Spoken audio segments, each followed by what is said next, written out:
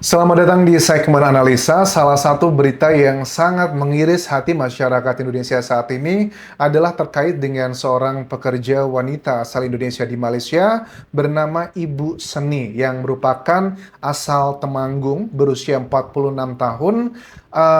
Dikabarkan dari tim Duta Besar Indonesia bahwa beliau ini dilakukan penyekapan kurang lebih 21 tahun oleh majikannya. Bahkan juga pada saat aku lihat kondisi terakhir saat sedang Zoom ya, komunikasi dengan putra sematawayangnya bernama Ricky Alfian di Temanggung, Jawa Tengah, itu kondisinya sangat kurus, kemudian memakai masker karena ternyata di balik masker tersebut ada luka yang sudah permanen atau sudah, mohon maaf ya, cacat ya di bagian bibir, bagian gigi, itu sudah nyaris tidak mungkin bisa diperbaiki lagi. Makanya ini menjadi salah satu hal sedang concern dari pihak duta besar bahwa untuk si pelaku majikannya ini harus dilakukan bukan cuma sekedar penahanan secara pidana, tetapi juga hak-hak dari Ibu Seni 21 tahun diperlakukan seperti itu dan juga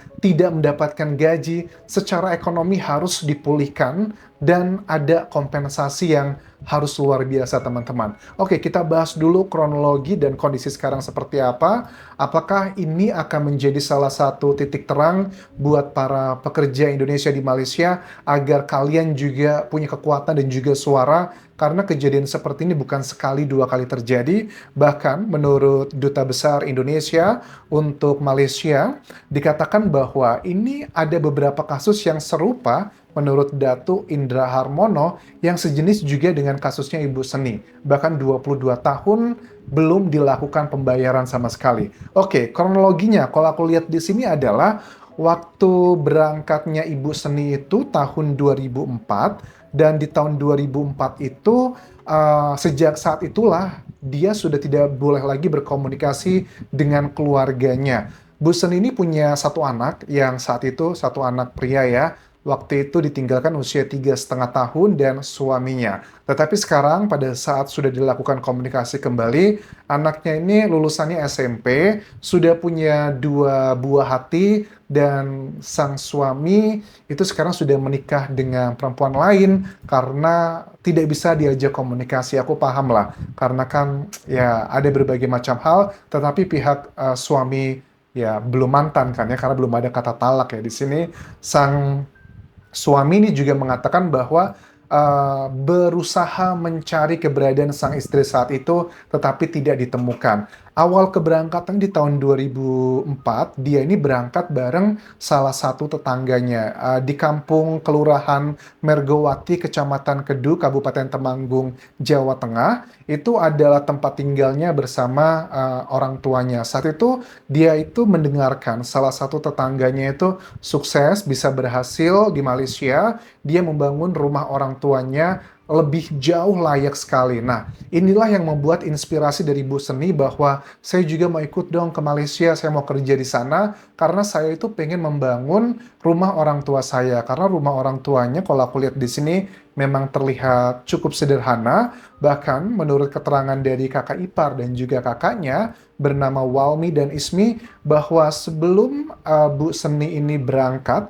tahun 2004, memang cita-citanya itu adalah utamanya pengen membangun rumah orang tuanya, bapak ibunya di sana. Tetapi beberapa tahun yang lalu bapaknya sudah berpulang, teman-teman. Nah, pada saat dia mau berangkat, dia itu sudah membeli batu bata ya, yang coklat-coklat itu.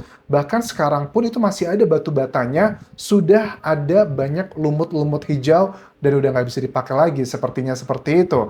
Itu karena dia sebegitu pengennya memperbaiki ekonomi keluarganya. Tetapi kan entah apa yang ada di pikiran si pelaku ini, kok dia begitu tega memperlakukan Ibu Seni, orang yang digaji di Malaysia itu, mohon maaf banget ya.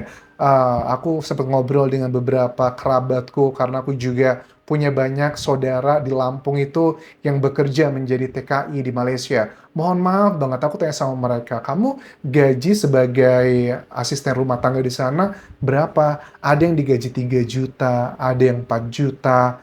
tidak pernah aku mendengarkan ada yang digaji sampai 6 atau 7 juta sebagai asisten rumah tangga. Bahkan juga ada yang bekerja sebagai kayak pegawai salon atau pabrik itu pun gaji cuma 3 juta, 4 juta, 5 juta, which is itu kurang lebih samalah kayak UMR di Bekasi ya, di Jakarta juga kurang lebih 5 jutaan. Artinya adalah nggak sebegitu gede banget loh gaji di Malaysia, tetapi aku paham karena kan di Indonesia nyari gaji 5 juta aja buat orang-orang yang mohon maaf tidak punya pendidikan yang baik, itu kan sangat sulit banget. Makanya ini menjadi salah satu simbol di sisi lain kayak simbol kegagalan negara kita ya untuk menyiapkan lapangan pekerjaan. Oke, lantas bagaimana kasus ini bisa terbongkar, Anjas? Karena kan sudah 21 tahun. Jadi kalau aku tangkap di sini, keterangan dari Duta Besar Indonesia, ini ketahuannya gara-gara ada laporan dari anak laki-laki tempatnya bekerja, karena dia tuh nggak tega ngelihat ibu seni yang sudah merawatnya sejak usia 3 tahun, tapi diperlakukan dengan tidak pantas di sana. Akhirnya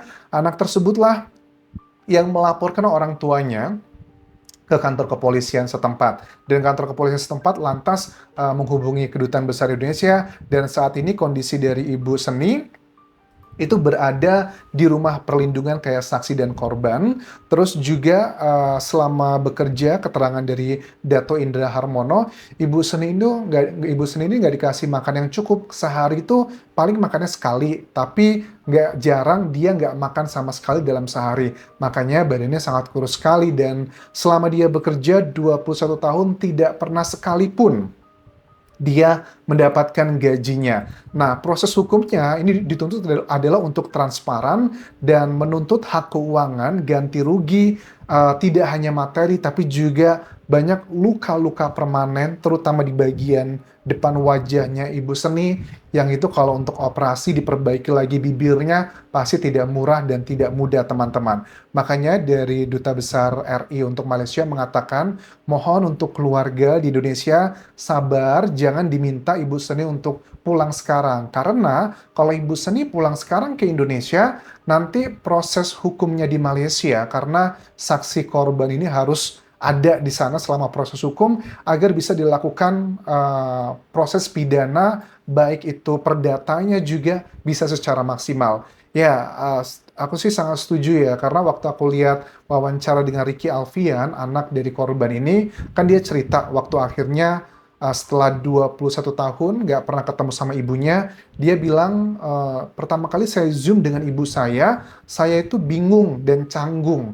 Karena waktu ditinggalkan usia dia masih 3,5 tahun, jadi dia nggak tahu apa-apa. Cuman dikatakan di sini bahwa dia mohon ibunya dijaga dengan baik dan dijaga kesehatannya dan bisa segera bertemu. Aku sih berharap bahwa di luar sana akan ada kemudahan buat keluarga dari ibu seni yang bisa saja dihadirkan ke Malaysia begitu loh. Karena terutama anaknya lah yang bisa hadir ke Malaysia, dibantu mungkin dengan duta besar, karena paling tidak secara psikologi ibundanya pasti akan sangat terbantu pada saat putra semata wayangnya bisa ketemu di situ. Karena kalau dibawa langsung ke Indonesia, aku yakin ada banyak hal yang butuh dipertimbangkan, terutama masalah kesehatannya. Nah, cita-citanya itu sangat mulia ya. Ini adalah realitas yang terjadi di masyarakat Indonesia, bahwa orang Indonesia dibilangin, ngapain sih kamu kerja di Malaysia dengan gaji yang tidak gede-gede banget, paling hanya 3 juta, 4 juta,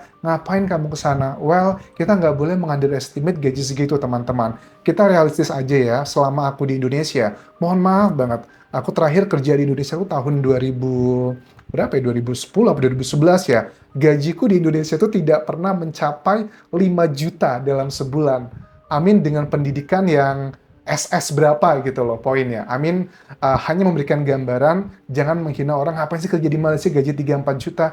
Gaji 3-4 juta bagi orang-orang di daerah itu udah gede banget, teman-teman. Bahkan just be realistis ya, banyak kok lulusan S1 di Indonesia, gajinya juga cuma 2 juta, 3 juta tuh banyak banget. Jadi ini bukan tentang masalah angka nominal, tapi tentang rasa manusiawi.